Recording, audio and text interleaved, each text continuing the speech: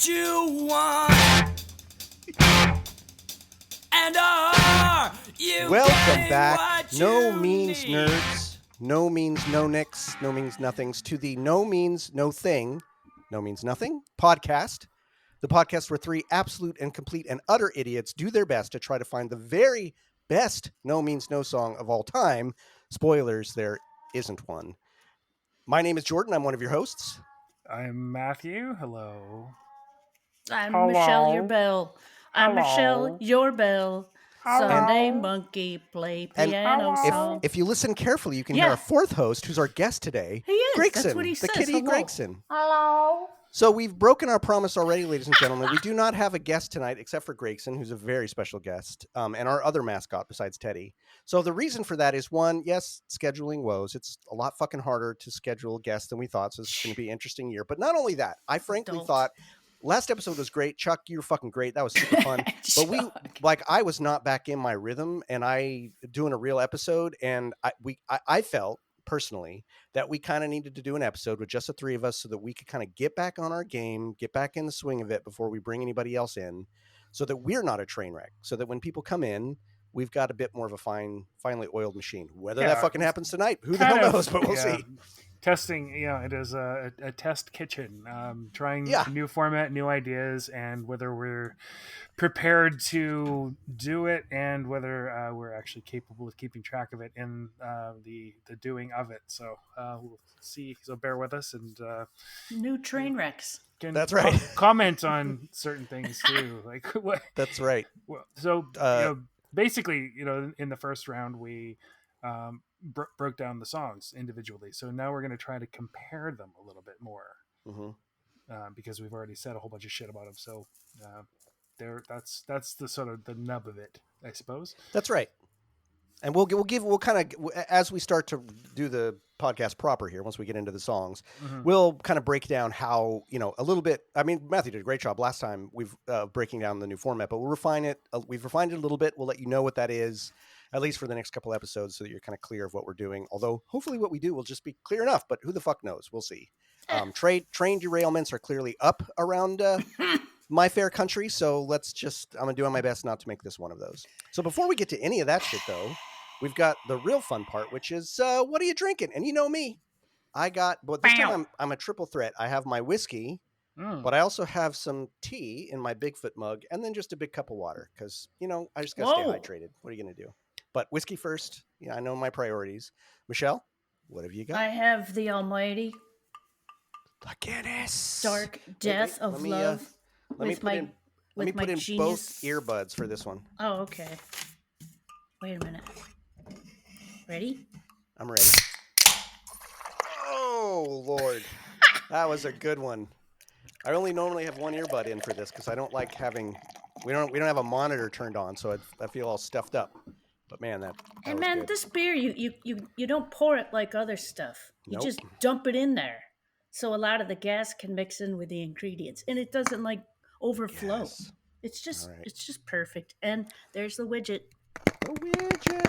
in the can. Boo-doo-boo-doo-doo-boo-doo-boo-doo-boo. All right, Matthew. Wow. So our wild card, as always, what do you got? What are you drinking?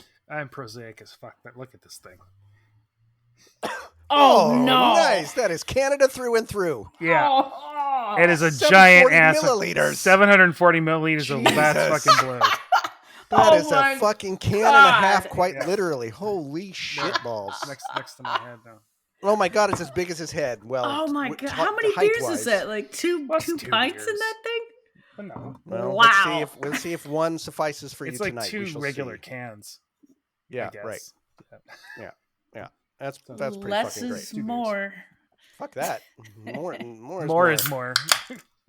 Excellent. Well, listen, and you at home, as a reminder, you are fairly obligated to crack one open of some sort or another, whether that's water, if you want to do that, that's perfectly fine. Some bubbly concoction or Sparkling grape some juice. whiskey or beer.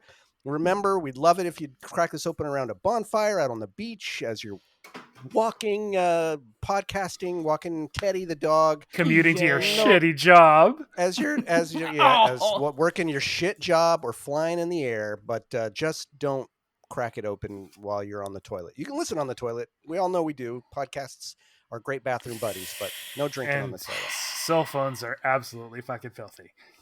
Yeah, the cell phones are the dirtiest fucking things in the entire world, and no one's talking about it. No, money is worse. That's true. Yep. But I don't know. I don't think cell Who phones uses are money anymore?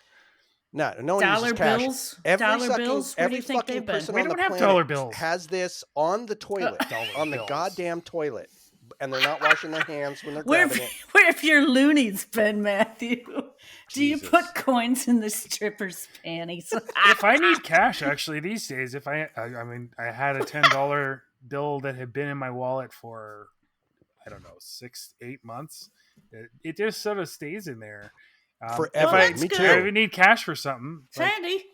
I'm I just use gonna my cash go for to the rolling up and cash snorting machine coke. tomorrow, and probably straight out of the cash machine, straight into my wallet, and then straight into the envelope of the person I need to give it to. That's right. Yeah. Oh, you're paying people with envelopes full of money? Well, it's Unmarked bills. one of them things. Unmarked bills. Interesting. I just, my bills are only for rolling up and snorting coke. So God. let's go ahead and we're going to jump into it. We are going to talk about round one here. So round one, this is a fucking great one. I'm stoked about this. This wound will never heal, off of 1 down and 2 to go, and also the original version with Andy off of 0 + 2 = 1.5. Now, this wound will never heal.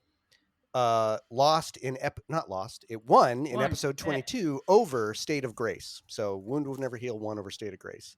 So it's this wound will never heal versus Hunt the She-Beast off of Sex Mad 1986. And Hunt the She-Beast prevailed over Angel and a Devil in episode 40. Man. What do you guys think now of those pairings? Do you think Wound deserved to go over Grace and She-Beast over Angel and Devil? I think that's a good vote. I don't know. Angel or Devil, I kind of like that. It's good. It's good. That was a hard one. This wound was not hard, even though I do really love State of Grace. So, there's 4 bangers. Fuck. Anyway, so let's, before we start diving into it, and I have the ignominious honor of going first this time. I almost said this year. Fuck, it feels so long since we've recorded. We're going to hear a little clip from both of these songs. This Wound Will Never Heal versus Hunt the She-Beast.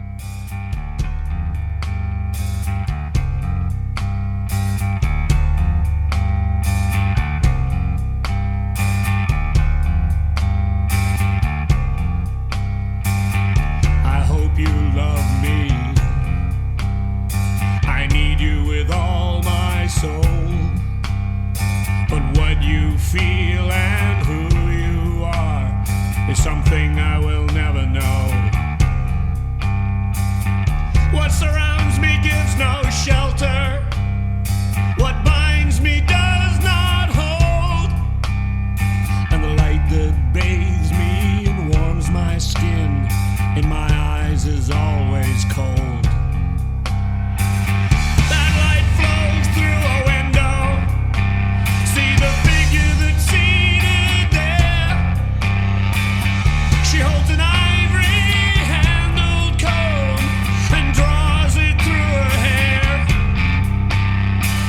There is no light to see by. There is no one sitting there.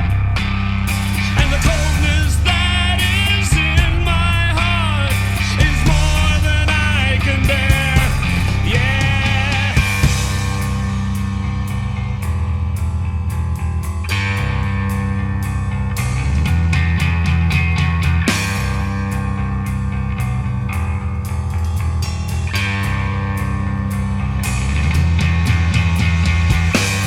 This wound will never heal. And nothing could matter less than what I think or what I feel.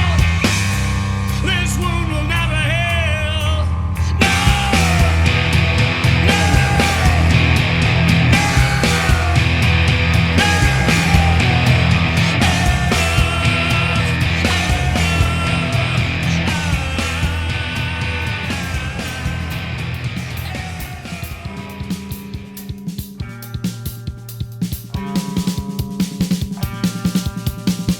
And now there's nothing left to kill. You bent the whole world to your will. When you reach out your mighty hand, There's nothing left but barren you sand. run and run and run. But you've forgotten what you're running from. You're flying into emptiness. And all that's left for you is death. Now we don't need prophets of the womb. I said we don't need no prophets of doom. We need prophets of the womb. Deny your cruel mythology. Your fear and bright symbology. The circling arms of Mother Night. We'll cradle your small firelight. From now on, I will hunt to see. She. And what do you see? From now on, when I hunt to see. She. What do I see? Single. Simple.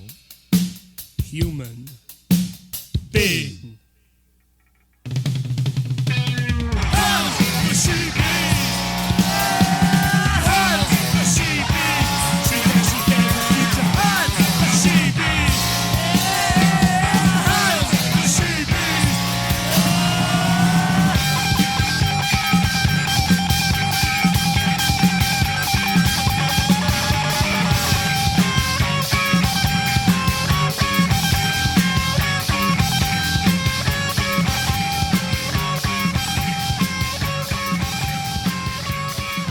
All right. Well, let me start. Compare and contrast these songs. First of all, I think the two titles go pretty well together. You're going to hunt that she-beast, and when you do, that wound ain't never going to heal. Jesus Christ, Grayson. Grayson's What am I hunting going the to do? she-beast. Should I let him upstairs? No, it's fine. No, it's okay. We Well, don't I mind can't that. have him go like, hello. Yeah, you can. Sounds fucking great. All right. He's our guest. He's our guest. Suppose. So I think I love how these titles go together. Hunt the she-beast and This Wound Will Never Heal. Wow, two vastly different songs from a tone perspective. I mean, in a certain way, there's something related between these songs. They both deal with the damage of a male-dominated culture and the violence of a male-dominated culture. But one is deeply, deeply personal and human. And one is, as I think I said in the last one, and I don't mean this pejoratively, it's a wonderful college feminist pamphlet, right? Like it's so much more artful than anything else, but this is almost as close as No Means No can get to talking about a subject like Jello Biafra in the sense that they're just kind of riffing top level, but it's fucking great. I mean, the Hunt the She-Beast lyrics are fucking great. So let me talk about the music on these two first before I dive into the lyrics a little bit more. Clearly incredibly different, right? Incredibly different songs. This Wound Will Never Heal is that, I mean, this kind of dips into maybe what the second topic is a little bit, so I won't go into this too much, but it's that sort of Rob epic ballad, right? In the sort of I Need You, or even sort of Real Love, or World Wasn't Built in a Day. Those just deeply personal, deeply felt songs where Rob is clearly just pulling from a really sincere place. Even if this is not his experience, it feels like it's drawn from the well of deeply, deeply human experience. And the music feels that way too. It's got those three sections that all reflect different, as all the best No Means No songs do, they reflect the different tones of what's being pointed to and what's being said in the music. And that's one of the reasons I love this song so tremendously, because it has that holographic feeling, that feeling that everything ties together. The quality of the singing, the quality of the music, the quality of the lyrics. It's just fucking great. When Rob goes this deep, I am in all the fucking way, 100% every time. And then we contrast that with Hunt the She-Beast, which is a fucking banger of a song that's just fun as fucking hell. The music, especially in this one, is just incredibly fun. And of course, it's got Andy on it, right? I'll talk a little bit about the difference between the two. This One Will Never Heals, one of which has Andy, but that one doesn't highlight Andy in any way. And I think it was kind of it strikes me, actually, I'll talk about that in a minute for music. It really, and I think he even said this to us either in one of the Andy's corrections or just privately, that he just didn't really feel like it needed it. And he didn't really know what to play because it didn't feel right to have guitar in it. And I get that sense from his guitar in it when he, in that. Well, that's a good version. musician too, knowing when to exactly. And it's not that he doesn't add to it, but it's just not necessary. It doesn't feel necessary to it. Yep. But he smelled what they were cooking. Exactly. But his guitar playing in Hunt the She-Beast, on the other hand, is fucking phenomenal. And we talked before, I think, about that his solo in the middle. Beep, beep, beep, Oh my beep, God. beep, beep, beep, beep. It's just so fucking good. Yeah, and the music in this is just, it's absolutely fantastic. It definitely is for me, it's a highlight of that album. It's not the top song on that album, but I appreciated it much more listening to it for this show. not that I'd written it off before, but I hadn't put it very high on my list, but it's much higher on my list than it used to be. And I think that in the same way that the songs deal with similar themes in different ways, the tone of both, of course, is so different that it matches the way that they're handling the theme. You know, I mean, Hunt the Sheepies has a lot of good poetry in it. It does. It's very archetypal. It's just dealing with the situation sort of from a very 10,000 foot perspective about the thousands of years of the patriarchy. Whereas This Wound Will Never Heal is about an individual and their trauma. Now that can be very universal. It's a very universal thing for a lot of people, but it's deeply personal. And This Wound Will Never Heal, the way that he has these two worlds that go on, where he builds up the image of what it was like to be a child and how deeply it affected him and damaged him and wounded him.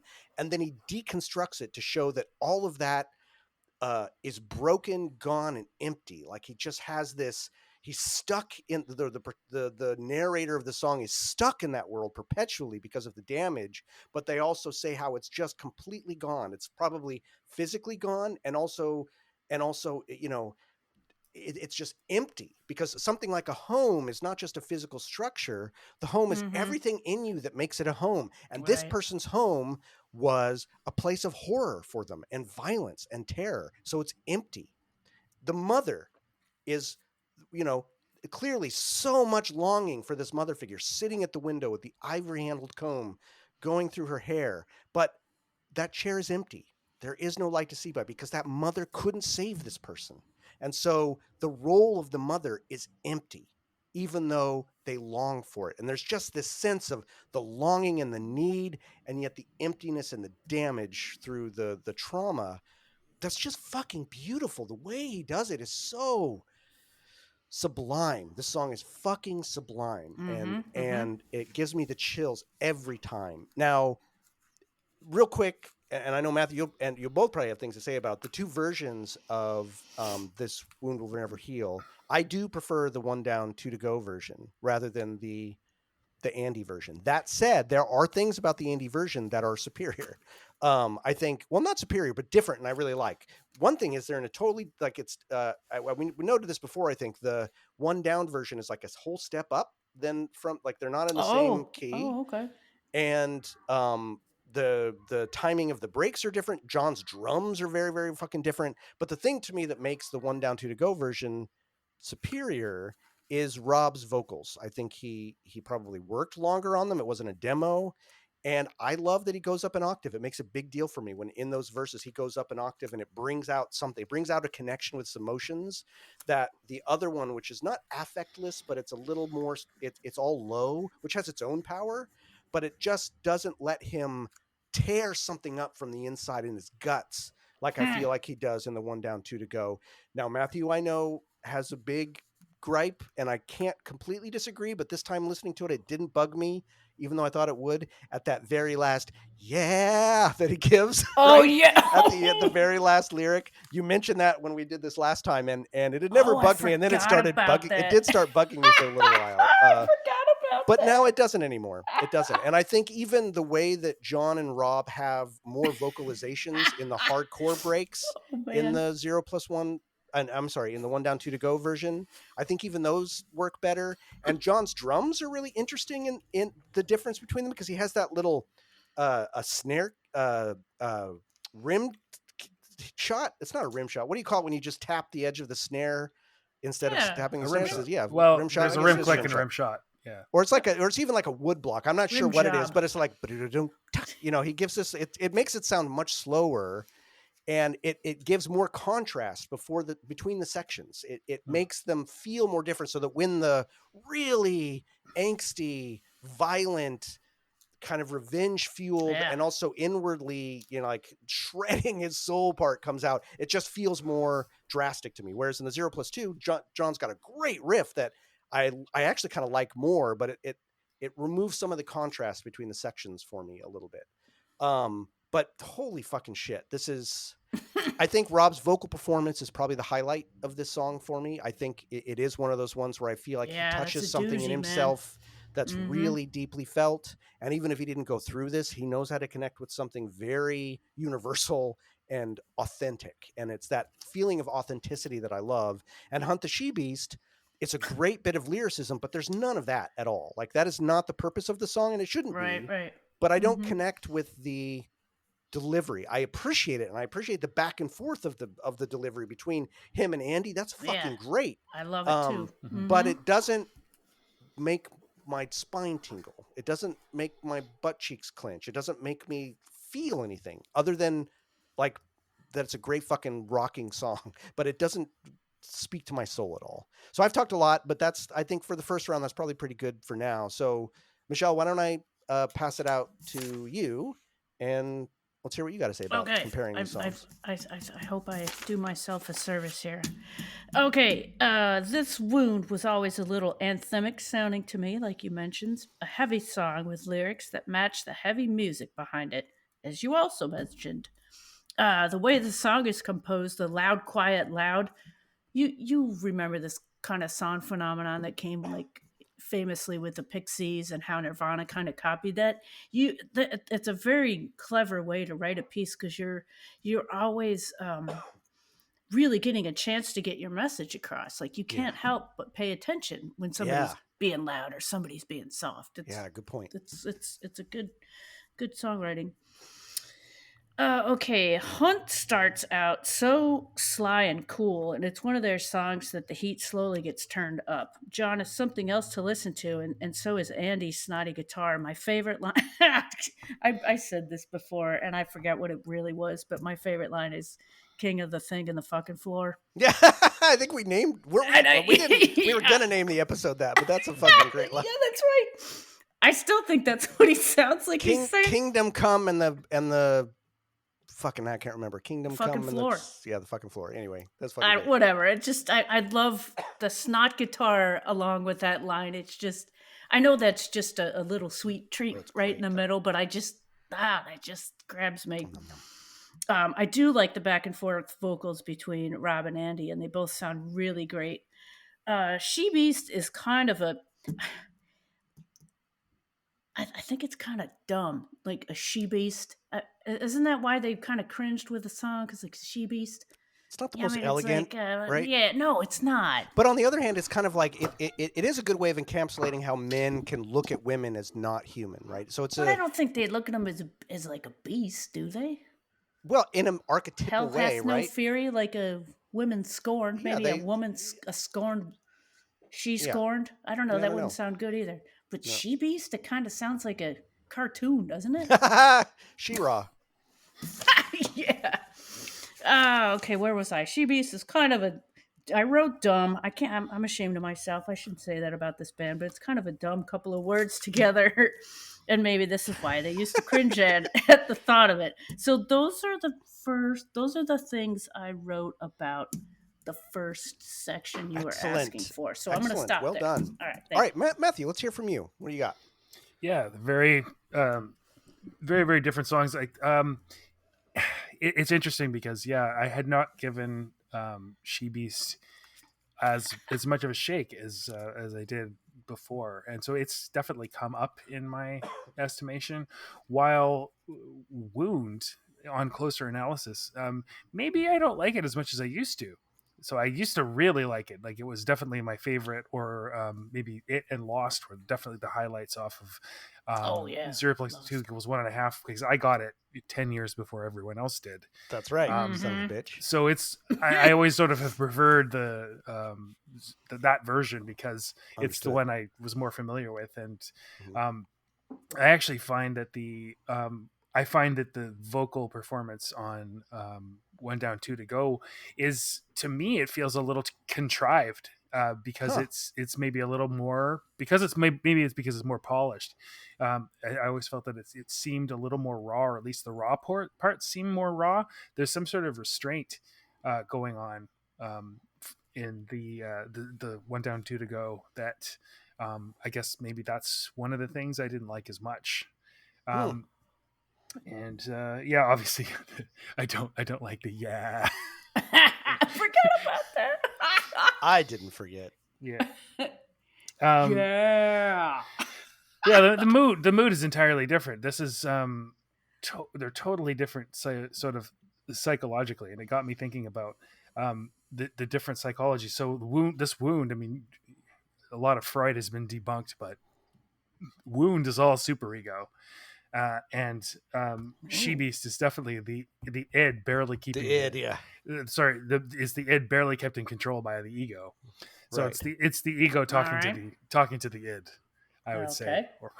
And I think part of the genius of the lyrics, which I'd never really thought about, and maybe I'm putting more on it because The they She-Beast didn't think lyrics, about you mean? She Beast lyrics. Oh, okay.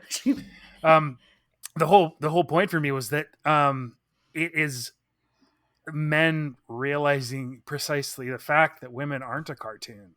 They aren't that. Oh, okay. So they're disproving this whole mythology that they've created about hunting or whatever, and then right at the end, what do I see? A simple human Yes. being. It's a great part. We're not that different. Everything like that. She bears, and there's a lot to be recommended about there's a lot of cleverness to the lyrics and a lot of sort of hidden wordplay, which I really like. And I don't think it's as sophomoric as maybe even they thought. I think it's pretty. Some of it's pretty fucking clever. It's got one of my favorite lines in like any No Means No song. The circling arms of Mother Night will cradle your small firelight. Yeah, it's so great. Both of these songs really convey an atmosphere. This wound will never heal is much more consistent. I'd say that She Beast, you have to think about it more because the lyrics are a little more. They both sort of tell stories, but it's harder to tease it out. It's not quite as narrative. The lyrics in She Beast. So there is sort of there's an arc in both of them.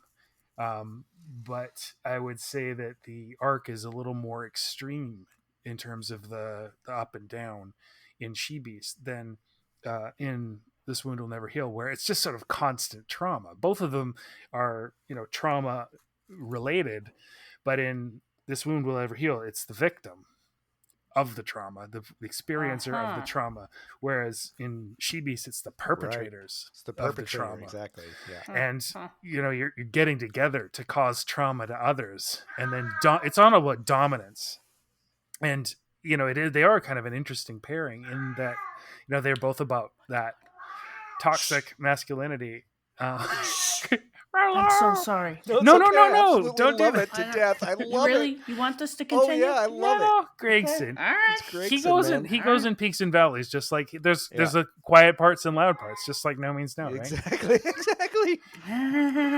He clearly really means what he's saying. I can feel it from Gregson's soul. So real bad he's the Rob and eat Wright everybody of cats. else's food. That's He's the what Rob Wright of cats. Go ahead, Matthew. God. The wound is definitely more moody. I mean, they're both tell stories, but I'd say that wound is much more descriptive, whereas She Beast is a lot more visceral. Even the meter and the length of the lines and the way that the rhymes happen are kind of simpler and shorter, punchier in She Beast than in Wound. I wrote things like ethereal, ephemeral, while there are loud parts. I think the quiet parts are probably what define This Wound Will Never Heal a little more for me. Yes. They're hyper rational, even obsessive about the trauma, whereas She Beast is like, it's so incredibly tight, and there's always an element that's super under control while other elements are kind of crazy and all over the place. And it's interesting how each player really is allowed to shine here and there. I mean, there's parts where it's just the vocals and the drums and the guitar and bass aren't doing a whole lot until they are, and then they're sort of soloing together. And it's it just fucking shreds. I mean, so like they're not doing much until the bridge, and then they're doing everything. Yep. Yeah, I think both of the sets of lyrics for these songs fit the music that they're in, that they're accompany very, very well. I totally agree. Both of them do. They both. Yeah. I say She Beast has a lot more energy, but Wound maybe has more power in a way. I really like the particular things. Some of the, I like the evocative and descriptive world, the sort of misty with like bright, horrible spots in This Wound Will Never Heal. But still, it's like This Wound Will Never Heal is blunt force trauma, whereas She Beast is about, rending, and it's about pointy weapons and edged weapons, whereas Wound is just an internal bleeding, massive hematoma. Oh my god, that's great. That's good. Yeah, so I think that's about all I have to say for this section. Yeah, I mean, to comment on that, I think like Wound is kind of a really feeling forward song where it to me, if it, what you guys were saying, and Matthew, what you were saying makes me really think that there are songs where No Means No leads from different parts in a way, and I feel like This Wound leads from that part, whereas Hunt the She Beast is a very intellectual song, right? To your point, the lyrics are fucking great, and you can sit there and pull them apart in a way that is very referential, like looking at a really good fucking book where you start to dive into it and pull it apart. And the way that it's so fucking snappy and it just goes by so fucking quick. Kingdom Come, like, it's just so fucking great. But there's, I pull the lyrics apart differently in that one than in This Wound, right? Which is where I'm looking for the emotional truth in it. And in She Beast, I'm looking for the intellectual truth somehow. It's really, they're both fucking great examples of the different way that No Means No approaches deep fucking topics. It's fucking great. And you're right. Like, I think that the music behind it, the way that each of the instruments in She Beast has its turn to just fucking be those crazy natives around the circling fire that they talk about in the jungle, right? It's crazy. One thing that occurred to me real quick, and then I'll stop talking, is there's these themes that Rob returns to over and over again in these ballads. And when he says, I hope you love me, I need you with all my soul, but who you are and what you feel is something I will never know. That is so deeply, directly reflected in the river and the world wasn't built in a day. Like that theme, that sentence alone is a thesis statement of Rob's that he explores over and over in these really deeply felt ways, right? And it's almost like a signifier for me when he explicitly states that in a song. It's like there's a pantheon of songs that he's kind of digging in and exploring that idea.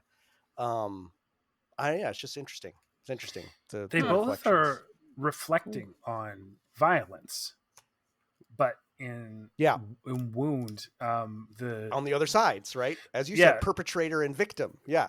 But they're reflecting on the violence like a well-worn stone. Like they know every aspect of it. They've obsessed about it. Whereas in She Beast, they're looking back and like, oh my God, what have I done? I've been wrong all along. Yep, that's a good point. It has an arc in that sense, right? Like Wound kind of does, but it's different. It's more of an exploration, maybe a deepening of that exploration. But She Beast, as you said, does have that arc. They don't end the song where they started. They have that moment of revelation of simple human being, which is the thesis point at the end of the song. Movie. Yeah, that's fucking great. Yeah. All right. Well, should we start round 2? Any other comments before we jump into that? Not round 2, but topic 2. Yeah. All right. So we'll do topic 2, which is whether and how the song is representative, or songs are representative of No Means No as a whole, what place it occupies in the oeuvre of No Means No, and would you introduce a newbie to No Means No using this song? I'm going to start with that last one because, interestingly, today I was driving back from a work field trip that I had with one of the guys I work with who I really like. And he was like, hey, why don't you put on some music from that podcast that you do? I've never heard these guys, and I would love to hear some of that. Can we hear it? And it was you had my that perfect opportunity. opportunity to play any of these songs, because I could have said, oh, I got to listen to these songs for the podcast. And I didn't. I played other songs. I didn't play any of these, right? Like I played other songs. I went to other ones as the introduction. Part of that is because I know him. And so my answer to that part of this question is, Oh yeah, like it depends on a who you're newbie introducing isn't a to. newbie isn't a newbie, right? Exactly. It depends on who they fucking are. Right. And so I knew, like, this wound I would absolutely play for some people if I knew that they were, had a hook for emo or something that was like deeply felt, if they really loved like diving into that, to the feeling of music, if they responded to that. I think this is a great song to introduce people to, even if it's not one of their more well-known fucking banger classics. And Hunt the She-Beast, I fucking love, but I don't think I'd ever use that as an introduction for anybody. I just wouldn't, even though I love it. It's not because I don't think it's a good song. I don't know that it's a great, for me.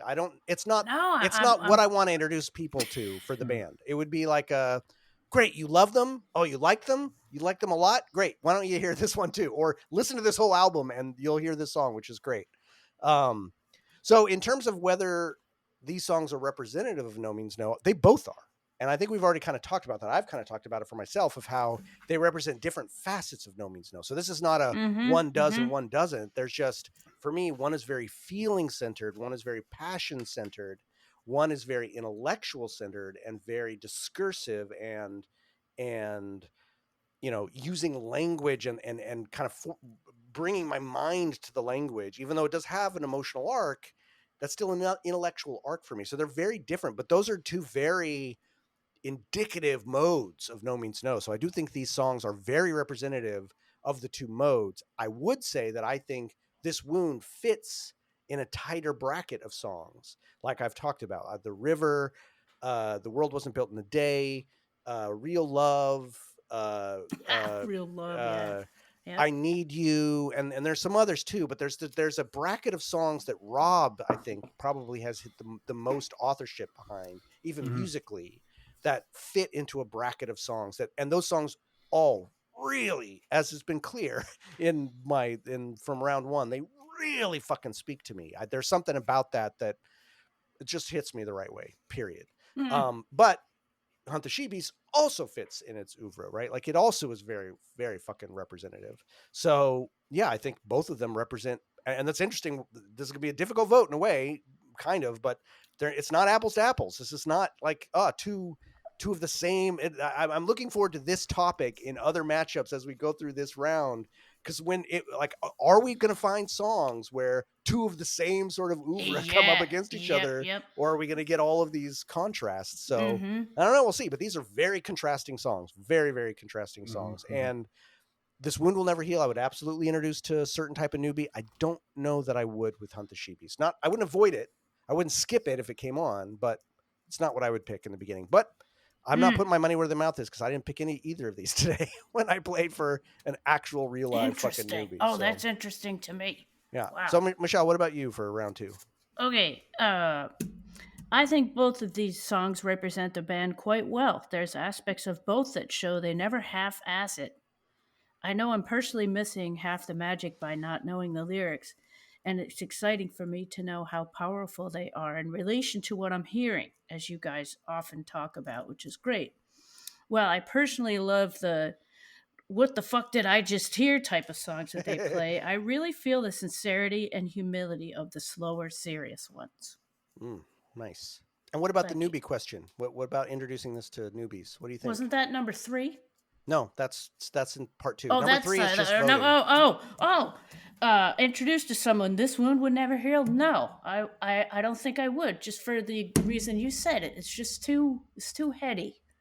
And I think you got to work your way up to that kind of stuff with people. Most people like the instant gratification thing, and I'm probably one of them, except maybe not so much with music. But Hunt the She-Beast, yeah, I probably would, if that was the fastest. You want to hear something fucked up? Yeah, I probably would. It wouldn't be the first song I'd play for anybody, but I would play this for somebody. Nice. But it wouldn't be the first one I pick. Yeah. The first one I always pick to play for people is Uh-oh. What is it? It was the commercial on the live album. The commercial the guys did in Poland. Oh, it's catching up.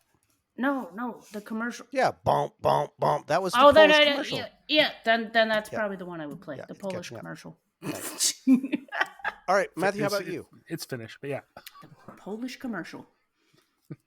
What'd you say? It's finished. Not Polish. It's Finnish, not Polish.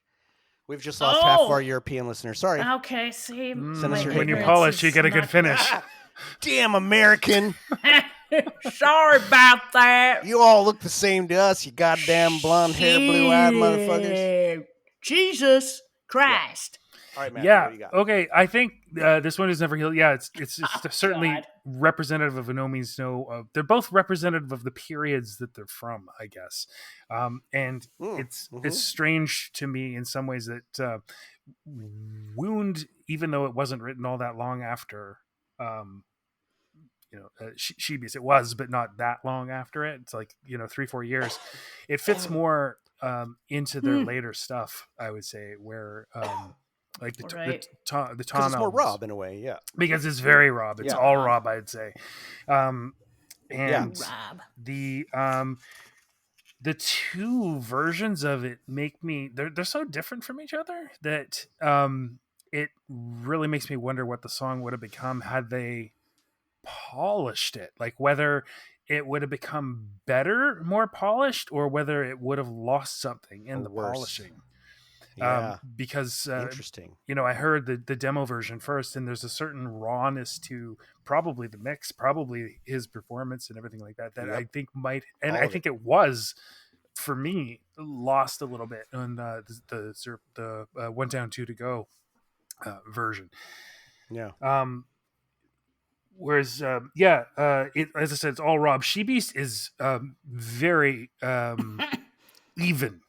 In terms of the three members, it's very cooperative, and just really shows the whole section, the back and forth vocals.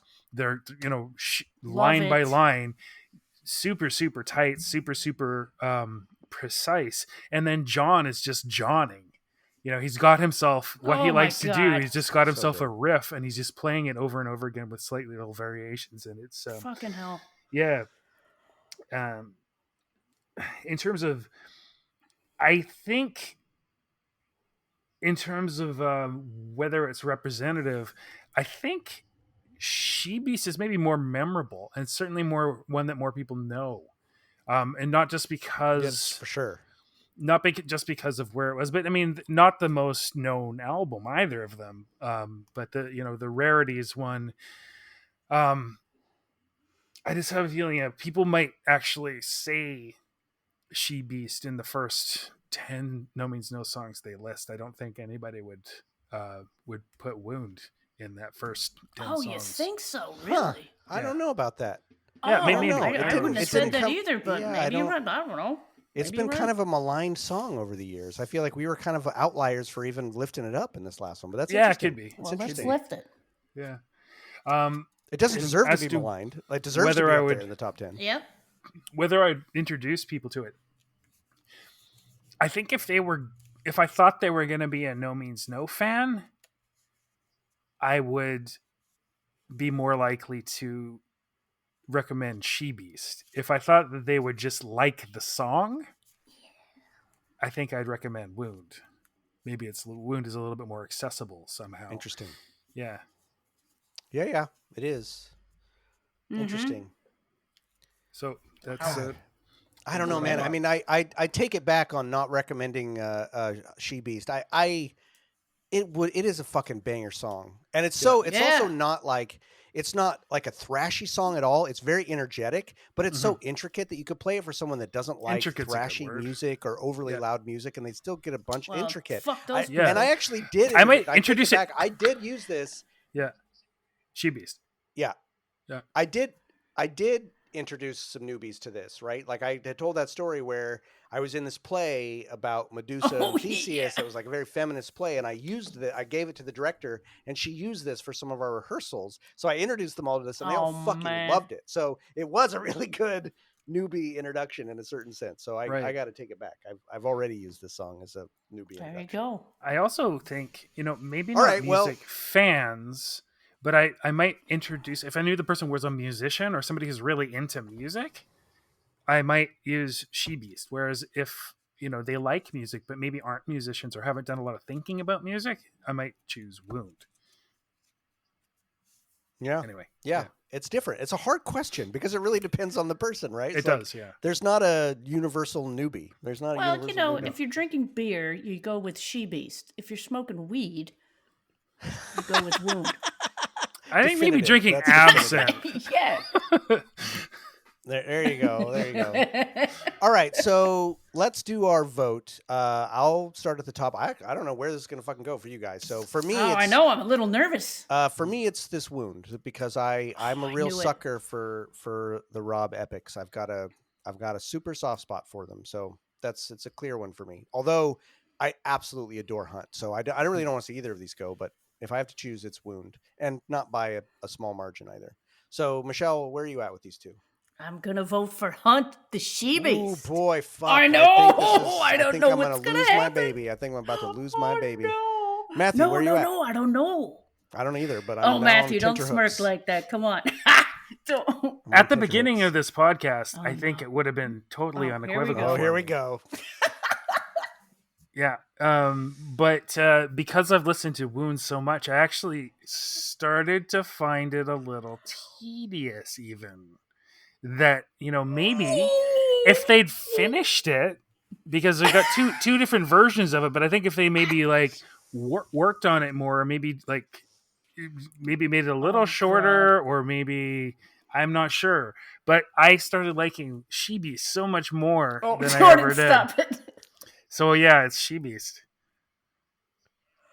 Oh my fucking god. Well, it's good. It's good Oh, drama. Jordan. Matthew, you're free to pack up your things and leave Yeah. the podcast. Get Thank the you very much. I'm tissues, kidding. Jordan. Holy No, shit. listen, Seriously, She that Beast was is a Wound great used to song. be I one of don't my think favorite going fucking through- songs, but yeah. Yeah. more. Yeah. Chuck's son, if he's listening to the podcast, has just stopped listening because apparently that was his favorite song. So we've lost a God. listener. Thank you for that, Matthew, for losing us listener. Well, listen, that's the drama. I think that's why people listen. And I mean, I don't agree with the decision, but Hunt the She Beast is a great song. This is not a Baldwin Your scenario where I fucking think you're face fucking through that whole lunatic. thing, Jordan. I don't was think you're hilarious. a fucking lunatic like Baldwin, but so I at least respect the choice. And All right. I'm very sad. I'm Oh, no. legitimately sad. And you know what? That sadness, the wound from that sadness, will never heal. Oh, So oh. let's move on from dad jokes. Oh, I kind of and feel bad. No, don't. This is Sorta. that's better. Last week was Maybe. all unanimous. There's no fucking drama. I know, Even amongst all four right. of us. So it's All ready right. for drama. Well, Damn it. All right. uh, So this is our interstitial. Listen, we don't have submissions yet. First of all, none of you are sitting in the old style submissions. You still can if you want, which is tell us your history, tell us a story, tell us what no means to you. Those are all really great. Those are all important things for us to know about. But we'd like to open it up and ask for some new type of submissions. Matthew, did we explain them enough that you could describe them, or you want me to try to describe what we're looking for? I think we could maybe do it cooperatively. Sure. Try to say So it, but if I sort of don't describe it correctly, or Yeah. Let's see how we do. Go ahead and you give it a try, and I'll fill in if I feel like it needs any further explanation. okay. Well, we thought that it'd be interesting if, excuse me. I guess if you are a relatively new listener, you can still do the old stuff that we've done all along. I think that might be a good divider because the new ones, the new questions that we throw it got in. kind of assume that you have listened to a lot of the podcast, which isn't necessarily the case. Which, if you're hearing this episode, well, it is. If you've listened to this episode right now and you're hearing us say this, you've probably listened to the majority of the podcast, unless you're skipping It's a good ahead. point. But It's a good anyway, point. yes, But I keep mean, going. somebody might come to Yeah. it and listen to this one first because it's the first one that their pod scraper 100%. suggests, right? 100%. So what I will do is tell you the Go new ones, back. and then I will tell you the old ones, or maybe I can go back and find it yourself, you jerk. So what we're thinking is, if there is a song that you really disagreed with us turfing out, make a case for it and send it in. And don't just do. I like that better. Like, put some effort into it. Or if one of them, I know which one people are going to talk about too. That's right. By the same token, if one really stood out to you, do both. Like what if you were sitting where we sat, what you would have done. So it's like, which song are you really sad that we turfed out, or which pairing, if we went one way and you would have gone the other, why in that pairing you would have gone the other direction? So you can either talk about one song or one of the pairings, right? And I think to make this easier for you, because first of all, you guys don't have access to the spreadsheet. I do. We'll, on all of the socials that we have, which is really right now just Facebook and Instagram. I'm not on Twitter much anymore. I'm sorry. I kind of fucking hate Elon Musk, and I can only really manage two. We'll post what we've done occasionally, which is a list of all the losers and a link to the spreadsheet that we have out there that lists all the losers and winners. So you can sort of remind yourself. I don't expect you guys to remember what exactly went out and what went in, but we'll post that before this episode or right after this episode goes up, so that you'll have a something to go off of what has sadly left, including now this wound. Heal, man. And how what are we going to get to round 3, man? Are you going to be able to deal? Are any of us going to be able to deal? You both are going to have babies that die. I promise you. This is my first baby to die, but both of you can have babies, so don't worry about it. I'm not worried. So good job. All right. So hopefully that makes sense. The power of the people behind me. Yeah, that's true. And should I just say what the old questions were for submissions?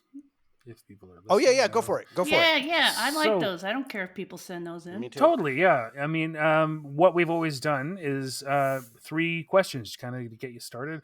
What no means no means to you.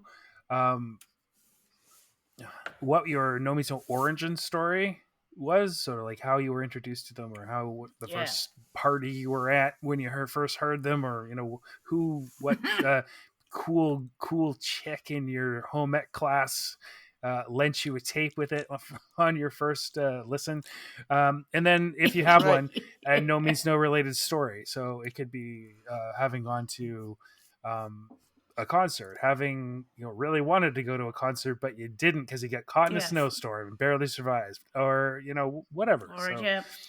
So send that shit on in. No means nothing podcast. Oh, sorry, what? I don't even remember what our is it.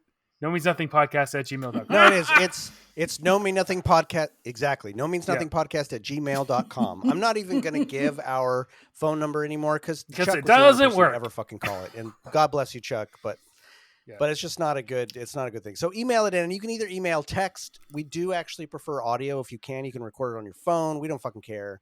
If you can record audio, we fucking love it because we want to hear your voices. But we will read your stories. If you can't do that or you don't want to. And the more I think about it, like, I think our new questions are pretty good, but I still love the old questions so much. I love to hear people's stories. Some so ones, man. If you've got them, and like you started this podcast before after we finished that, I don't want to prevent you from having the chance. I don't want to prevent myself from the chance of hearing your story. No, just because you started listening to it. There's a lot of people who have been listening for a long time who haven't done it, and if you have done it, then do the second one, do the new shit. Do the second one, exactly. Exactly. And a lot of you have been pretty fucking pissed about some of our choices, so now's your chance to tell us exactly why you're pissed. You guys are full of shit. Work that ire into this much vitriol, digestible, podcastable form.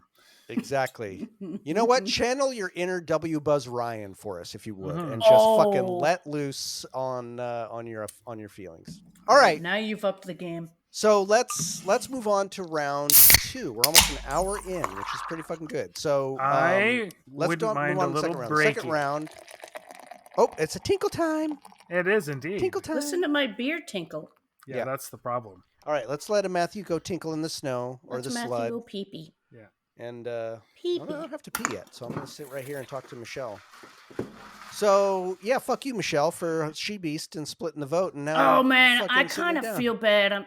Don't. It's such a good song. It's such a good song. You are so great because it's such a good song. I think you're one of the rare people that doesn't have like the problem I have, which is like I love the ones that come in and kick your ass. I hear you. No, and the thing is, And I is think- I the think thing you're- is, I the think wound it's a does sign of kick my ass. intelligence. It kicks my ass in a different way, but that's not an Right. intelligence thing for me. This is a one No, that I think it is. it goes, though. but it goes to my feeling. It's not one that Yeah, like but that's what I'm engages saying. my head. That's like past the ears. Yeah, You've it's gone past the past ears. I'm the listening ears with and my you're going solar down. plexus. Yeah, Well, no, but you are. yeah. You're letting it like the music come into your body It and not does, and- dancing, but you're and thinking. This is a band. There are other bands that play with that other intellectual side with me, or Yeah. that get the music going for me. But there's no Mhm. band that reaches into that other part of me and pulls it out. That there's something about Rob's ability to just fucking go straight to the guts and go, "Yep, I'm gonna play around in here for a while. So just sit back and I'm gonna tweak this. I'm gonna tweak that. I I'm gonna know, fucking and it's rip that good straight lyric out." writing. It's Yeah, just great that you appreciate it so All much. right. I think it's Captain- great. Captain Tinkle is Wow. back, so that was a quick tinkle. Let's That do was a quick little one. pee-pee. Let's start you- round 2. Power So- wash the fence with it? Just giving nitrogen to my star jasmine. Oh, that visual. Oh, Jesus, that visual. Fucking hell. Oh, power washing with the penis. Penis power washer. All right, so PP. round 2. Oh, yeah, it is PP. Our round 2 is, this is fucking great pair up. These are fucking fun songs. Oh, so this is a fun one, yeah.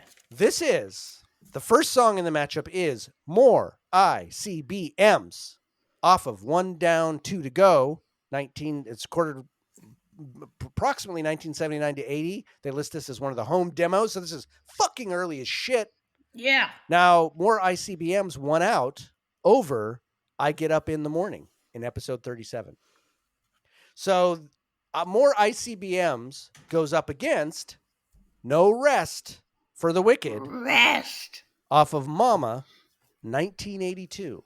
Now, No Rest for the Wicked went off of another Mama song, went up against, in episode 32, I'm All Wet, and prevailed over I'm All Wet, which is in terms of these two pairings, More ICBMs for me, for sure, wins over I Get Up in the Morning, no question. But No Rest for the Wicked, well, it does win over I'm All Wet, but I fucking love I'm All Wet. I think it's a great I song do too. So I don't know. That's a little bit more tricky, but No Rest would still Yep. win. So I feel good about those votes. How about you guys? What about you, Matthew? You feel good about those votes? Yeah, pretty much.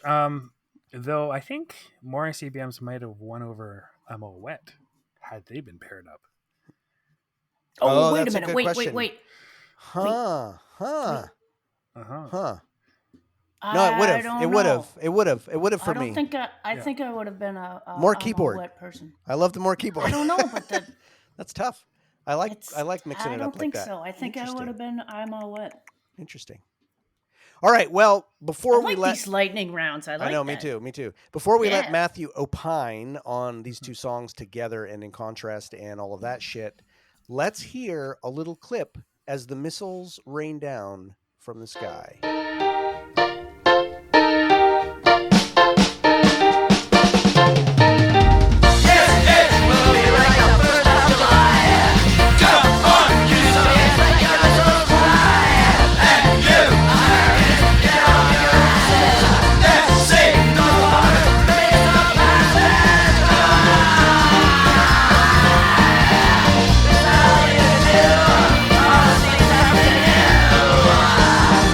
God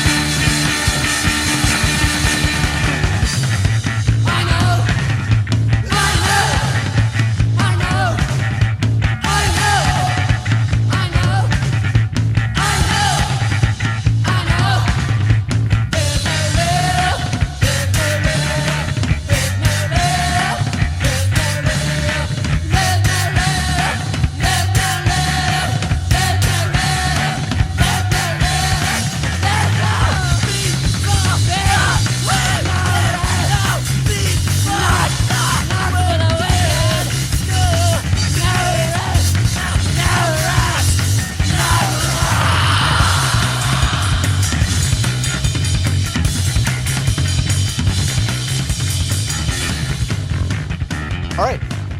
Matthew. You can cut this out. More if ICBMs? necessary. I just have a little suggestion. Did you? I should have done this before I went to the bathroom, but you have talked about wanting to cut episodes in two just in case we lose half. No, we're good. That's You only if good? it's like super fucking long. This Okay. one's only an hour, so we're good. And I've had no instances. And ladies and gentlemen, I'm not going to cut this out. Just so you know, that's a constant fucking fear of mine. I live in constant anxiety that we're going to lose an episode. And last Okay. episode, 'cause of we audio almost fucking stuff. did. We almost Oh, fucking okay. did. So All right, this right. is not for nothing. But no, we're No, doing good. yeah. Everything, all signs are a go. Other than the Yeah, fact to that try I'm and living pick in a date to do this I know, I'm is living no in a- easy feat. I'm living in an atmospheric river right now, so Yeah. it's, Oh, it's a bit no. crazy, but it's not going to affect me. So go ahead. You're up. All right. So, songs that aren't too far separated in time, but they sure sound different. Mhm. Yeah, I wish I knew more Mhm. about more ICBMs, and in fact, we might have been told, and I did not go back and look about its provenance. But I have a feeling it sounds very infamous scientist-y, even though maybe it's not. Yeah. It sounds more like I don't think it is. maybe it's not, but yeah, it sounds like a bunch of band geeks, which is great. But it It's sounds poppy. high pop. schooly. It sounds Poppy. high schooly. It sounds like they are, Mhm. their voices break in a high schooly way. I think that it's not always Rob singing. I think sometimes it's John. Am I right? I don't know. I think it's John singing the whole thing. I think Yeah. it's John. Okay. I think so. There are bits I think it is Yeah. it is Rob, but he sounds so dewy Or no, and wait, no, it pearly is- that it's before maybe It's a good it's before he question. did his damage. So yeah, it's a little hard to tell. Right. Anyway, I like how I did silly just, and I funny. did just Andy look real singing quick a because you little mentioned bit? it. Andy did not mention this at all. I just looked in all the corrections. He just mentioned it once in regard to Rob's flange that he was using on the guitar, but nothing about it. So he had nothing to do with the song. Period. I don't think. Not even. interesting. Sometimes it sounds like him singing, though. I gotta It's say. not. No, this is pre. This is 79 to 80. This is pre Yeah. Andy No. by a All lot. right. No, I think it's John singing. Sorry, we're Anyways. doing what I said we wouldn't do, which is Well, interrupt we're- Matthew. we're- So go ahead, Matthew. All I right. have a sort of soft spot for this song because I felt this way. Even though I'm younger than those guys, like I definitely felt the Cold War in this sort of way. I was very aware at a very early age, probably because of Bloom County, about how ridiculous the Cold War was, and I definitely was not on the American side. I wasn't necessarily on the Soviet side either. But Did that's you say how Bloom County? Yeah, I did. Oh fuck Why? yeah! Sorry, that's fucking kick ass. That was my favorite comic as a kid. Go ahead. Oh yeah, totally. Love it. Because it was very, very politically. It was funny, but there was a Yep. lot of politics and there's a lot of shit to learn in it. Oh, So fuck, it's by the how time I I was learned in like politics as a kid was through Bloom County. grade 3, grade 4, I was aware of all that I shit like- and because I like of the Bloom County. peanuts. So Yeah. Exactly, me too. Exactly. Oh my me too. God, I had guys! I you had gotta meet some. They still have not met. They still have not met in person. People. no, it's true. So I had T-shirts Go with like the hammer and sickle on it and everything like that. And it wasn't so much that I was like a communist, but I was not I was not pro-American because I really didn't like how being from Victoria. Michelle, you've been there. Jordan, you have not been there, but the geography of it, even especially the part of Victoria that I'm from, you have beach to the south, you have beach to the east. You can't not see the States. It's right there all the way around us. And I don't remember if I told this story before, but they actually mentioned the Trident base. I'm just sitting here by the Trident base with a 26er and a brand new case. Yeah. I that's right. did that, man. So the Trident base is in Bangor in the Hood Canal in Washington State. It's like I'm going to say 50 kilometers south of Victoria. Like this is where the nuclear submarines are based on the West Coast. And I remember Jesus sitting Christ. there, Jesus in the Christ. dark. The furthest east part of Victoria is called 10 Mile Point. There's a dark little place, and I went there with my girlfriend to do what teenagers do in the dark. And we were sitting there looking out at the water, and you got a headland on either side of this bay, and this thing started going by, and there was a light and it just kept fucking going, and it was like low to the water, and I'm like, that's got to be a nuclear fucking sub, like going by, because it's like shark. American waters are not very far from there. It's about maybe 10 kilometers, maybe less.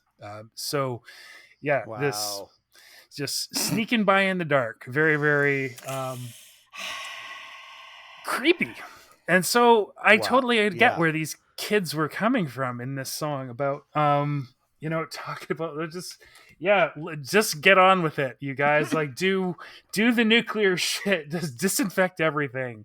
Because I felt that way. It was just like, this is all so fucking ridiculous. Mutually assured destruction didn't make any sense to me. Buying like more and more weapons and everything like that. It's like more okay.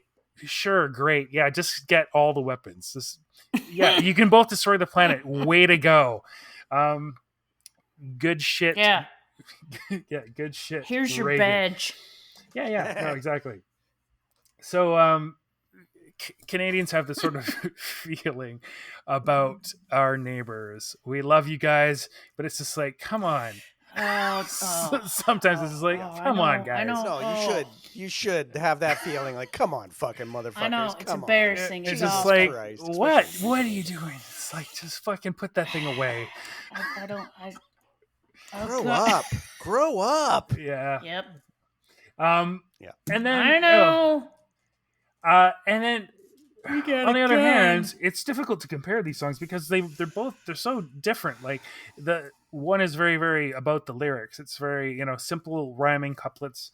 The No Rest of the Wicked is more about a feeling. It's very disco. It's very dancey. It's very guttural. I mean, there's probably only 30 words in the entire song, and they're just repeated over and over again. It's like a mantra. And this, it certainly fits in on Mama, but it definitely kind of heralds some of my favorite stuff off of Sex Mad. The stuff where it's just like so circular, repetitive, and it's just a groove. Yeah, a jam. metronome, long days. Totally. Yeah. Yeah, it's the genesis of those. Yeah. Yeah, totally. And then like in More ICBMs, it's it's high schooly charming, whereas yeah, right. That's brilliant. no Rest for the Wicked. It is really just this like incredible groove, and it really depends on the mood. Like it'd be hilarious and fun to see more ICBMs being played because the I don't know if it's a toy piano, but it's certainly like honky tonk, twangy, like old timey sounding piano, which is not tuned properly. I don't think They did have a piano in their basement. Yeah, They did have a piano in their basement. But this doesn't sound like a piano. It's something else. It's like some weird synth that sounds like you're saying, like a player piano from the fucking Western saloon or something. Yeah, so it's not just me then. Yeah, it definitely sounds like old timey piano or something. No, for sure. Yeah, 100%, 100%. No Rest of the Wicked. I mean, sometimes it's just one of those songs where you just sort of lose it. It's more about a feeling, and like especially when the bass cuts loose and like the little vocal accents, like God damn, from the Wicked. It's just all about the playing. It's all about that very, very sort of rolling kind of kinetic feeling. Whereas More ICBMs is a little bit overblown. It's a little bit much, but it wouldn't be the same if it weren't. Whee! Because exactly. It's a rollicking fun. So it's it could have been a Dead Milkman song. Don't you think? Yeah. Yeah. Like, totally. Subject wise, point, and even just sure. like how the song was written. So die. Wee. Yeah. Totally. In terms of things that bug me, No Rest of the Wicked, it ends in a way that I find unsatisfying somehow. I don't know how else they could have done it, but just it's just a little trite. Boom, boom. Somehow, I don't know. Whereas what bugs me in More ICBMs is just there's a little bit too much reverb on some of the vocals. It's like, okay, just turn that knob down just a smidge. It's pretty heavy. Pretty heavy. Yeah, pretty heavy. But the nasal high schooliness and the way that they wreck their fuck out of their voices is present in both of them, actually. They do not know how to sing in either of these, and No Rest for the Wicked. I actually really like that about how his Rob is They singing, know how to play though. and his voice gets rougher and rougher. And I love how they lose coordination in the vocals, and it becomes a little bit out of time and a little bit rougher and a little bit like they can't a little more strangled. But the instruments are exactly the same. They just totally keep going, and that's so. Totally I almost through the listen with my former speech pathology ears, and I worry. I'm like, is this where Rob started to wreck his voice? That's right. Oh shit. Oh shit. Well, This said Red Devil just fucked him right up. Yeah. Nice. All right. Anything else? That's it. That's before we move. Yeah. All right. Great. Excellent. Michelle, how about you? Okay, both of these have varying degrees of intensity to them, but clearly one is more jovial than the other. Can you tell me which one that would be? Yeah. I don't have to guess. Yeah, it's definitely No Rest for the Wicked. It's the jovial one, yeah, the funny one. Right. Yeah. The stripped down instrumentation, on ICBMs, along with a kind of grassroots vocals. I said grassroots. I should have said high school. Or bluegrass. Or bluegrass. I don't know. It's just kind of down home. I love it. The high school shit. That was the best comment. Let's go on the hayride. Yeah. The hayride to death. Woo! Vocals is pretty amusing considering the topic. No Rest, on the other hand, is an in-your-face funk fest using a great proverb. I don't know if we discussed this last time, so I kind of... God damn it, I Googled it. Fuck yeah. What? I'm saying, like, you looked up lyrics and proverbs. I did. Oh, my God. Hell yeah. I'm book learning. That's a win. That's a win. I'm stoked. Yeah. Well... Lay it on us. Maybe your mind will change when I looked it up. And it's apparently is a corruption of a Bible verse, which aren't they all? Yes, exactly. It's a corruption of the Bible verse of the phrase, quote, "But the wicked are like the tossing sea, which cannot rest, whose waves cast up mire and mud. There is no peace, says my God, for the wicked." Oh, now, fuck. Hey, that's yes, good. No, wait a minute. Did you hear what I said in there? Peace, There's no peace. Yeah. And he says that. And there's he no does peace. say that. So he knows the Bible verse, that fucker. He does say there is no peace. No peace, no peace, no rest for the wicked. No rest for the wicked. This is Rob, man. He's not going to fucking not do his research. There's no peace.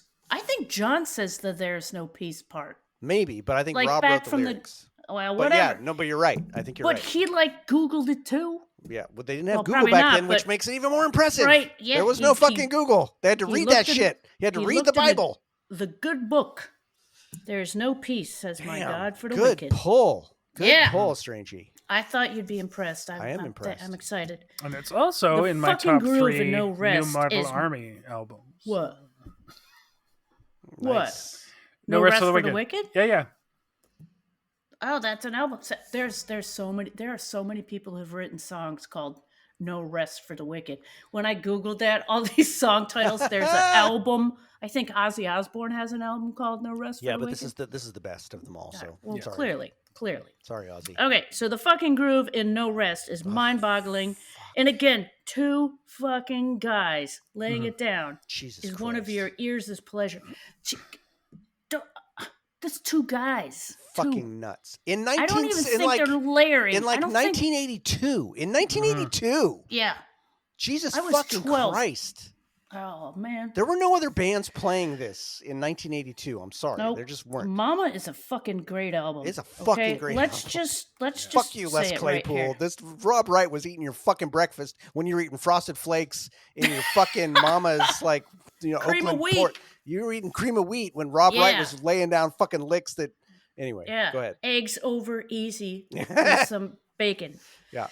I can't tell what they're saying in that there's no blah, blah. I can't tell what they're saying, and I think it sounds there's like no riddle. Let up. I think it's let up. There's no let up. There's no let up. There's no let up. Let up. Let up. There's no let up. Like there's no relief. There's no rest. Let up means the same as rest. Yeah. So You don't think like it's God, riddle? this will just not let up. No, I'm won't let up. positive. I have the lyric sheet right here. Oh. Yeah, there's no let up. I means can't it's the same hear as what rest. he's saying. I've just Well, listen to it now, knowing that it's let up, and you'll hear it. It is let up for sure. You're it's for in the real lyric serious. sheet. I don't have that one here. All but right. I thought it was riddle, and I didn't take the time to look that up. No, it's definitely let up. All right, but maybe you guys can tell me blah, blah, blah. Yeah. ICBMs has that great headbutt of a serious subject against music that ain't so serious. I'm sure the lyrics are as real as it gets, though. I like all the nerdiest of it, and this is ICBMs I'm talking about, and especially the overtop use of the keyboards and the guitar solo. Nice. Thank you. And I love the fact that you brought forth a researched Bible verse. That is a first for the podcast, and I'm fucking here for it. I have many copies of the Bible in my household. I love it. So, I don't have one. Thank you. First thing I want to say is I think it's Michelle really fucking Gideon's interesting. strangest. There you go. I think it's really interesting that No Rest for the Wicked is going up against a song. Guinea's strangest. We've talked about that early fork. I have anyway of that early fork for No Means No of the No Rest for the Wicked, like tight fucking bassline 2 players. But they also had the I'm All Wet kind of songs, or the more ICBM sort of songs where they were playing more straightforward. It wasn't very complicated musically. They had the guitar in there. There's kind of rhythm and blues, bluegrass. Those are the forks, and I'm really glad more for the fun and the silliness. More traveled.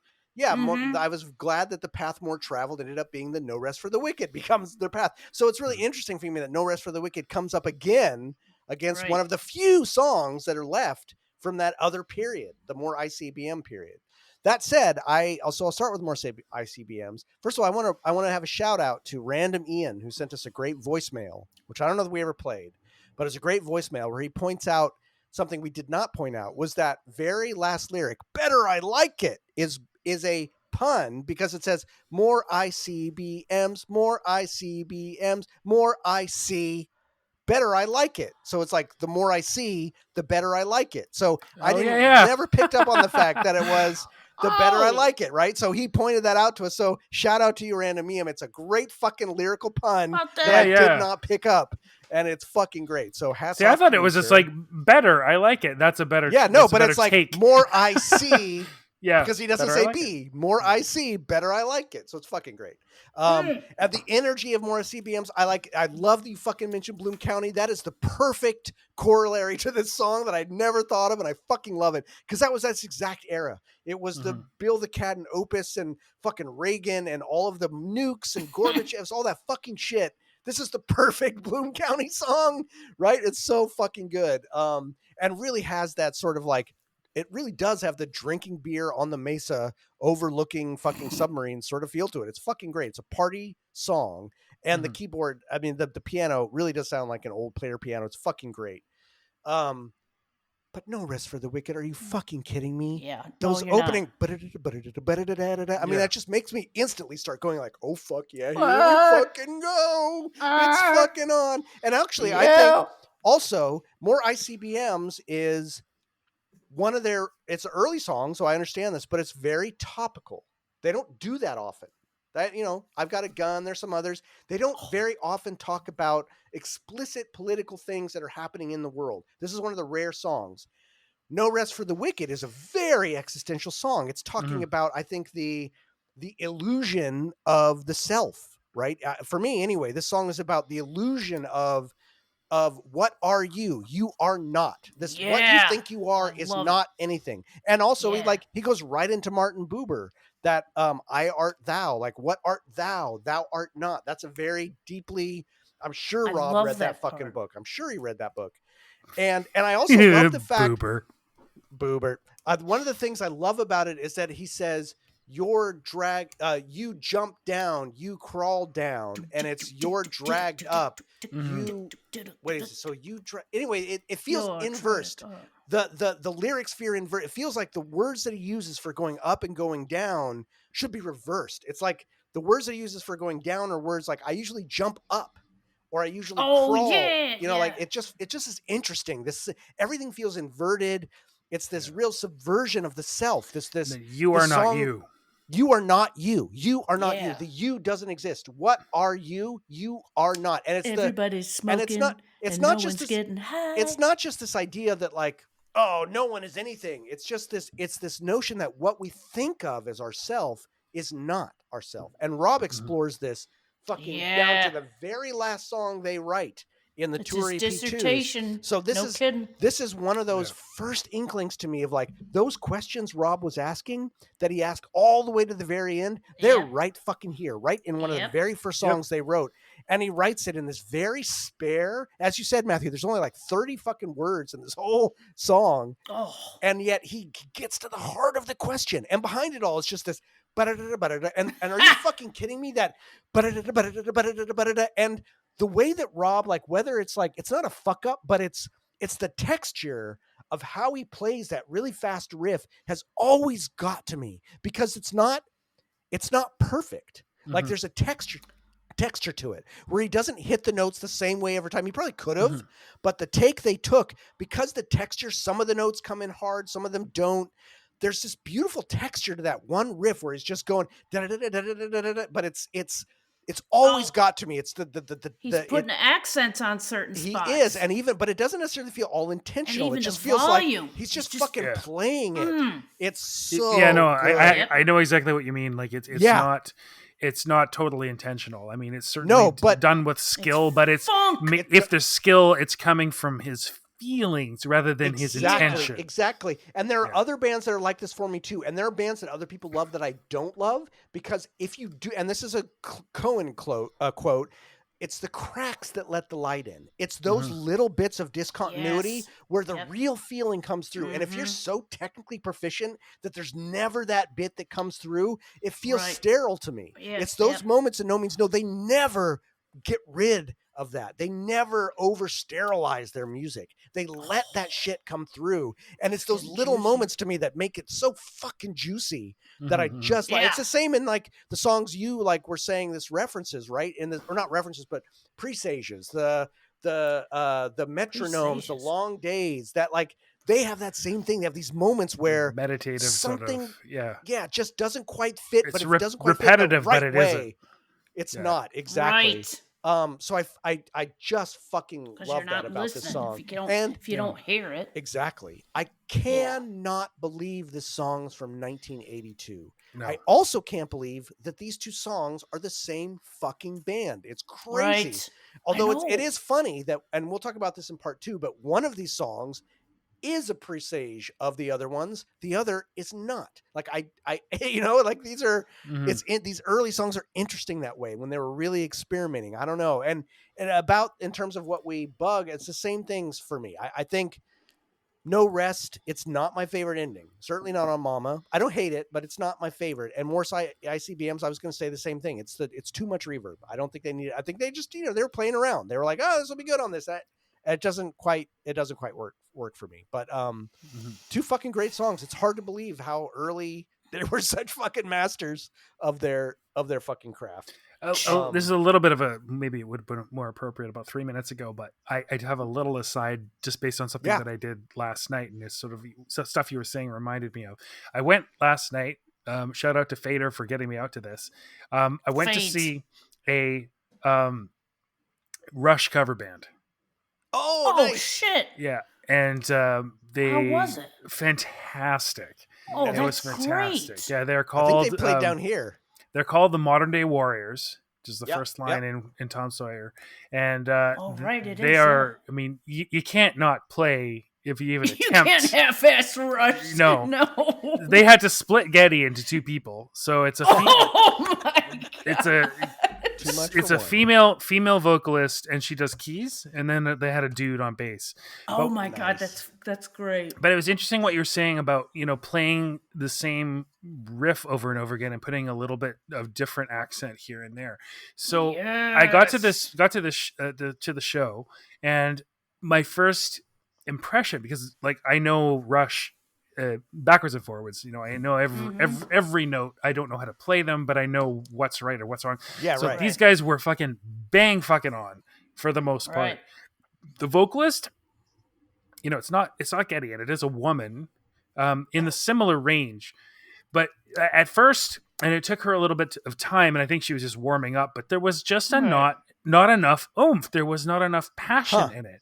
And, note for note is amazing skill, but there's something lacking. And it was Je ne sais quoi.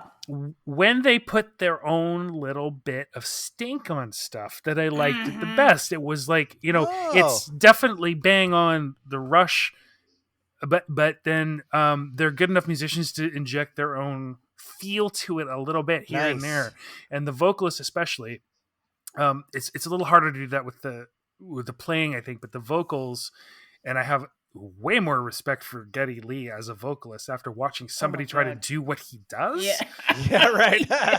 It's like, holy shit, he sings the fuck Yeah. out of everything. But yeah, it was where she felt confident to make things just a little bit different that I liked it best. And I think it's like getting back to what you were saying about John or Rob playing the same thing over and over again in these songs that are in Mama and Sex Mad, where that's where the interesting bit, the little lights, like, you're Magic totally happens, grooving, yep. but there's just enough Yeah. variety that you Yeah. it's still interesting, even though it's the same thing over and over again. Yep. Brilliant. All right. Well, since you're on a Word. riff, Matthew, why don't you lead us into the second topic here while you're going at it? Holy shit, Yeah. we're just on the second topic. No, we're God. good. That's never. I All don't right, know. We'll all see how right, long it all goes, but we're So- good time here. Like you were saying, I think more ICBMs is a bit of a curio. I mean, it's fantastic but is definitely not representative of No Me No as a whole for like musically or the fact, like you were saying, it's not. It's very topical. It's very specific. It's very, you could probably identify within 5 years, maybe even 3 years of when that was going on because of exactly the whole Bloom County thing. It's just that particular part of the Cold War that would spawn a song like that. And Norris is a little bit more timeless. Obviously, it's like referring to the Bible, so it's got some pedigree. And the fact that so many other bands have referred to it, like New Metal Army, as I said, it is. I'm not sure what he's saying, if what he's saying about this particular subject is what was initially intended in the Bible quote. I don't think so. I don't think so either. No. But yeah, like you were saying earlier, and I actually have this little thing just in a box. It's like an early trope of No Means No. It's very, very sort of embryonic, like this whole thing about identity where, you're not what you think you are. And not only do you not know, you can't know. you can't. And that was like maybe one of the first instances of something which he explored for the next 3 decades. Forever until the very last song, right? Like the same things come echoing back at the very end. What would I introduce? Like, okay, as I said before, yes, it is indicative of what might become later. It fits in on its album. It definitely fits in on Mama, but it also heralds stuff that's going to come later. So yeah, it's No Rest for the Wicked's pretty good that way. Whether I would introduce a newbie to either of these, probably not either of them in some ways, because specific context, it's sort of like more ICBMs. I might do it because it's like, listen to what these assholes was doing when they were like kids. It's incredible. Like, this isn't what they sound like anymore, but just listen to this. It's so hilarious, and they can totally is the same band play. as This is the same band. And then No Rest for the Wicked, while it is amazing, it'd be sort of like, I don't know if I'd be showing them people total newbies. Don't know if I'd be showing them the song itself so much as just being able to go, this is two dudes. This is only two dudes. 1982. In 1982. Right. Exactly. But I don't know whether it's the song itself or just the fact of the song. So yeah. God. That's about what I got to say. Yeah. Nice. How about you, Michelle? What do you think of the round 2 topics here? Okay, more ICBMs. Not one exactly I'd pick for a well-rounded example of their sound, if you know what I mean. I do know what you mean. Or style. It goes with the early experimental pop ones that have their strengths here and there. No Rest, Jesus Christ, it's a banger, and you all know it. Can you tell I'm reading? It is a banger, and you all know it. I love the "What are you? You are not" message. It's as simple as it gets, but it's also complex as hell.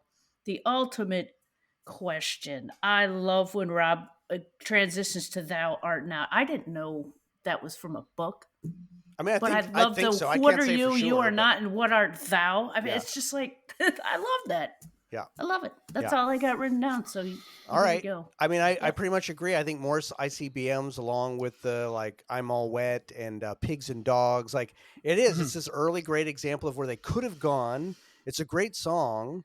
I don't think it's that representative of anything that comes later. They left it. They left this behind. They were exploring. They were experimenting, and it didn't go Having anywhere. fun more than making art. They were I guess. exactly. Yeah. They were having Yep. fun more than making art. That doesn't mean it's not fucking great, but Finding their Yeah. sound. it just got left behind. They left it on the floor. They're like, oh well. I mean, I think they must have been like, fucking, did you just hear what we recorded with No Rest for the Wicked? Did you fucking hear that? We need to do that. We Oh need to my do that fucking God. shit. The one other thing I didn't say that I realized about No Rest for the Wicked, I do love fucking Rob's little kid vocals, man. Like this and Oh yeah. Red Devil. Like to me, I'm Well, glad he never played these songs live because I don't. I heard actually. I've seen a recording of Red Devil. They just don't work as well when he's got that deep voice. They just don't. Like Yeah. these songs are made for that. What are you? Like it's Well- like fucking. It's fucking great. Anyway, so yeah, more ICBMs. I don't think is indicative. No Rest is absolutely. Just give him a helium balloon. Exactly. That's fucking great. Now I can't stop thinking about that. So, No Rest is absolutely indicative of a bunch of fucking songs that came. Although I would Yes. say mostly right into the next era, into the Sex Man. You kind of alluded to that, Matthew, directly. I don't know that this sort of like drum and bass. I mean, I guess you have like Who Fucked Who kind of comes Oh. up on that. So it's not that they abandoned it, but they don't quite keep going with that same feeling as they did after, like through Sex Man. They kind of perfected it in a way, but it's still in general more indicative. And the themes, like I've said, I think this same thing goes all the way to the very last songs they recorded in Tour EP2. So it's much more indicative of the oeuvre and a much more. This is the baby that lived, right? This is the fetus that lived, and the other one is Yep. sort of like, nah, they got put up for adoption and sent off to other bands. In terms of what I introduced these songs to a newbie, more ICBMs, no, 100% not even a agree. fan. This would be like, oh, you've listened to everything else and you like it? Great. Why don't you listen to this? But I would never. Yeah. But No Show 'em Rest at for the the end. No Rest for the Wicked. I don't think it'd be the song I'd first pick, but I'd be okay if maybe Yep. it's a different way of thinking of it. I'd be okay if this was the first song someone heard that I wanted to get into No Means No. If this came on shuffle on accident, I wouldn't rush to hit skip. I'd be like, oh no, actually, the You turn it bass is up. fucking good. The singing is fucking good. The drumming is fucking good. It's not off-putting. It's just a fucking great song. So Yep. maybe that's another way for me to think of this is, would I deliver it to someone right away? No. But would I hit skip if it came on? If I had shuffle to a newbie? No. Or would you turn it up? Or would I turn it up? And I think Yeah, I'd turn yeah. this shit up. So That's right. no, yeah, I think Yes, you would. I'd like it. Yeah. All right, so so let's vote. Matthew, where are you at? Yeah, I think more CBMs. Like I say, I love the fact that it is. It's of a time. It reminds me. I can totally relate to it. Yeah, it is of a time. I think that No Rest for the Wicked is more timeless. I like. It doesn't happen to me very often. I am bilingual. My French is not very. It's pretty rusty, but I love when a word in French suggests itself for what it reminds me of, because there isn't an equivalent in English.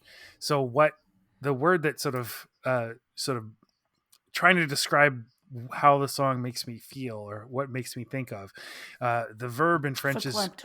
culbuter, Whoa. which means, I guess the closest in English would be to tumble, Huh. but like in the matter of a tumbler. So like moving through space and doing somersault? handsprings and somersaults and that sort of shit. Ah. There isn't like a concise English term for it. No, Huh. I can. Oh, I'm gonna tumble. That sounds like you can fall down. I can't think of another English word that suggests I'll the same tumble shit for as you, culbuter. I'll tumble And that for song, you.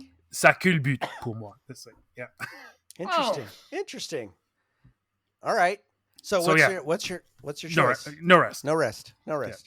Michelle, how about you? I'm in the rest home. Excellent. I am also feeling very wicked. So I have no rest for the wicked. This is a much easier round. And no rest for the wicked has twice won out over those discarded directions. So it is now over I'm All Wet and more ICBM. So that's very interesting. It'll be interesting to see what it comes up against in the next round, right? In round 3, because I don't know if this one will survive longer. But I have so now that we know that no rest, I have a little a hot question for both of you that I'd like to kind of bring into the format of the podcast. Wait, I do too. I wonder if it's the same one. I bet it is. If She Beast were to come up against Rest, Yep. It's not, ladies and gentlemen. Just so you know, we're not doing it this way. But if it's it were, same question. What would win for you, Matthew, of Rest versus She Beast? I need a couple beers and probably about 90 minutes of thinking about it. No, this is just snap poll. You're not beholden to this. Come on. It doesn't matter. It's lightning round. Doesn't matter. You're not Flame to holding the to S. Answer the question.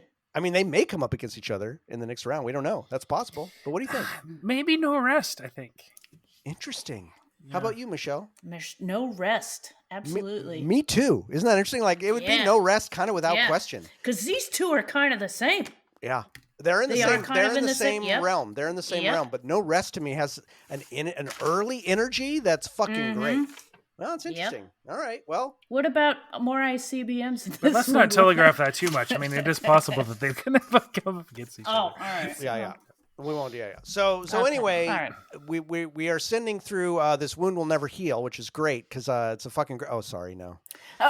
We're sending through Hunt the She Beast, which is a very worthy song, and No Rest for the Wicked is also going through, and we are sending to the bottom of the ocean more ICBMs where they belong. So there's no more nuclear threat. No. And unfortunately, my wound will never ever fucking heal, but I will always love that song.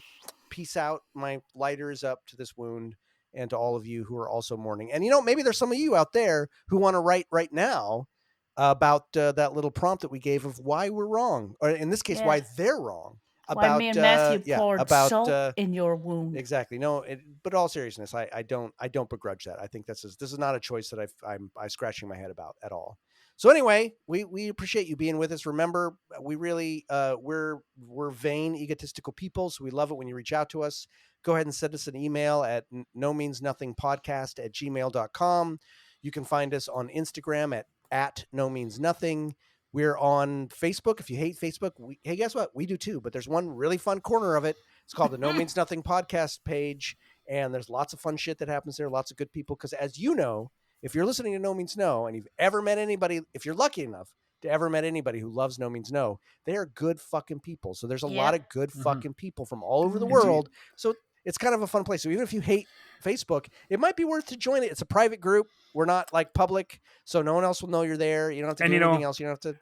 As of this afternoon, we had 663 members. So if you join up, three more, you could potentially be that special someone. Please be the devil's joiner. Please, fucking A. We need that screen. devil. I need that screenshot. So anyway, devil. No Means No Thing is produced and edited by yours truly, Jordan Flato. Co-hosting and podcast graphics are by the excellent Matthew Kowalik. Michelle Stranges is our third, and let's face it, everyone's favorite co-host and official Foley artist. Shout out, of course, to our official mascot, Teddy. Oh, thank you. Shout out to Grigson too, because he was shouting out to us earlier. Of course. I missed him in the second half. Oh no! Thank you to No Means No, as always, for the use of stock taking as our intro and outro music. And you know what? Fuck it. Thank you to No Means No for just fucking existing, period. Oh my God. Yeah. I Need Lunch wins my brain.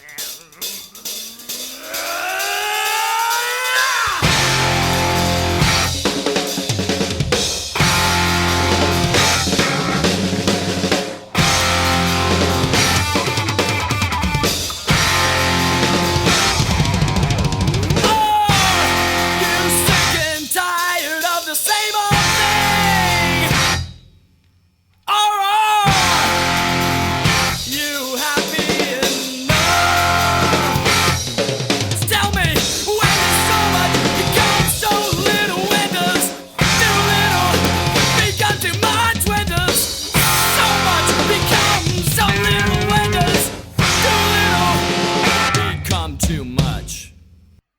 right, ladies and gentlemen, here we You go. forgot feed me now. You're supposed to say feed No, me no, no. now between when's that's my it. break. That's all I'm doing.